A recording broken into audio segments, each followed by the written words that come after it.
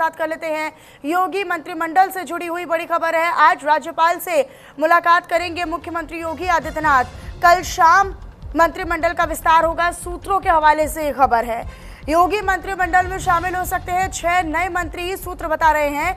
भूपेंद्र चौधरी, मनोज पांडे मंत्री बनाए जाएंगे, ये सूत्रों के हवाले से जानकारी मिल रही है। यूपी सरकार में पूजा पाल मंत्री बनाई जाएंगी। अशोक कटारिया, कृष्णा पासवान भी मंत्री बनेंगे। तो योगी कैबिनेट का जो विस्तार है उसको लेकर ये जानकारी है। मंत्रिमंडल विस्तार, कैबिनेट विस्तार को लेकर ये खबर है। इसमें जो नए चेहरे हैं वो भी ऐड ऑन होंगे। अशोक कटारिया, कृष्णा पासवान भी मंत्री बनाए जाएंगे। शलभ मणि त्रिपाठी भी मंत्री बन सकते हैं, सूत्र बता रहे हैं। तो फिलहाल ये एक बड़ी जानकारी, एक बड़ी खबर आप तक साझा कर रहे हैं।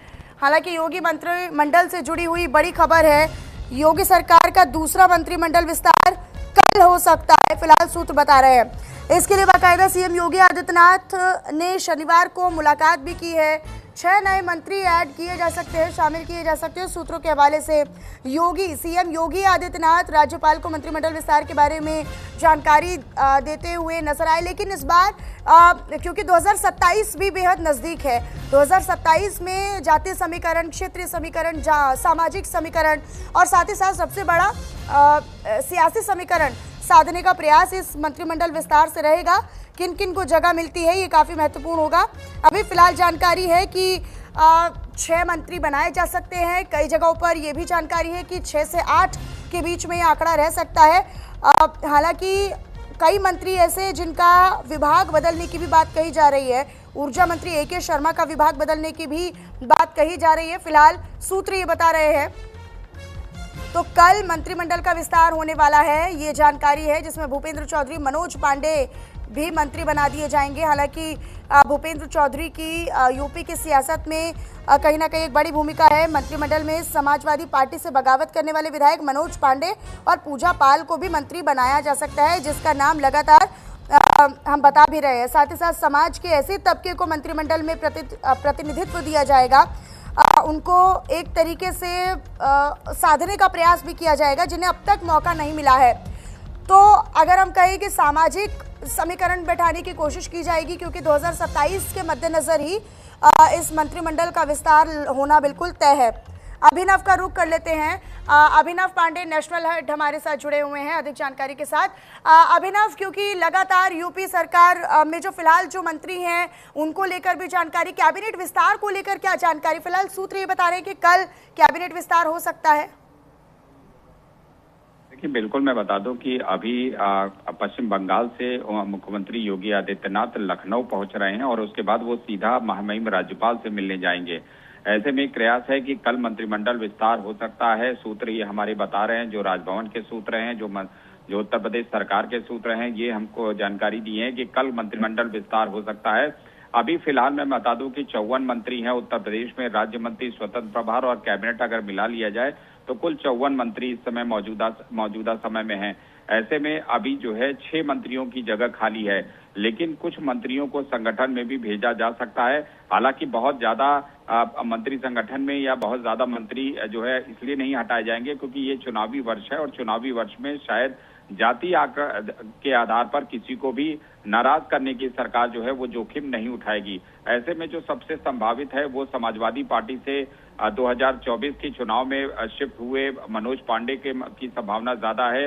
ब्राह्मण वोट को साधने की एक कोशिश है कि मनोज पांडे को मंत्रिमंडल में शामिल किया जा सकता है। इसके अलावा पूजा पाल की अधिक संभावना है। इसके अलावा कृष्णा पासवान की है, क्योंकि दलित वोट को भी साधा जा सकता है, उसको भी जो है जाति आधार पर उनकी भी संभावना है।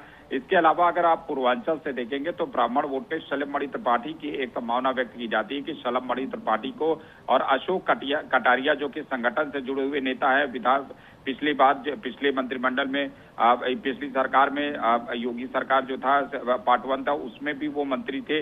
इसके अलावा फिर से वापस इस समय मौजूदा समय में विधान परिषद के सदस्य हैं और उनको कटारिया को भी मंत्रिमंडल में शामिल किया जा सकता है। कुल 6 मंत्रियों की इस समय संभावना है और 6 मंत्रियों को कल फिलहाल पद और गोपनीयता की शपथ दिलाई लेकिन जा अभिनव, सकती है। क्योंकि भूपेंद्र चौधरी को लेकर भी फिलहाल अभी सस्पेंस बरकरार है। भूपेंद्र चौधरी पूर्व में प्रदेश अध्यक्ष के तौर पर अपनी यूपी में जिम्मेदारी निभा चुके हैं और बेहतर तरीके से उन्होंने इस जिम्मेदारी को निभाया। जाट समाज से भी आते हैं तो उनके माध्यम से भी सामाजिक समीकरण बैठते हुए नजर आते हैं, तो क्या उनकी भी भूमिका मंत्रिमंडल में अहम तौर पर देखी जा सकती है?